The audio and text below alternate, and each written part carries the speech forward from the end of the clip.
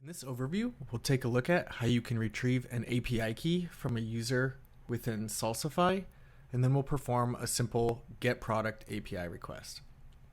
So first, you'll have to be logged into the user that you want to get the API key for, and then once you're logged in, navigate in the upper right-hand corner to the My Profile user profile page.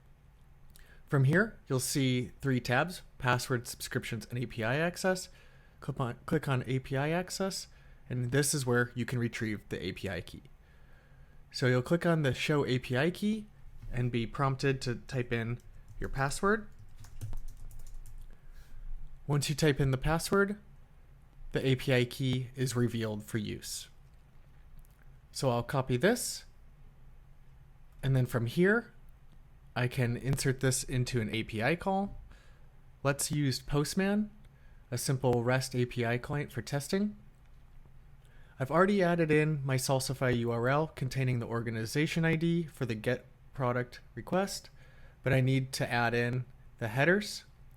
You'll see two keys: a content type application JSON and an authorization key. And then I'll just simply add a product ID to the URL, and I'm using path variables. I can see my product ID, C12345. Click send, and then I'm returned with a JSON response of all of the information for my product.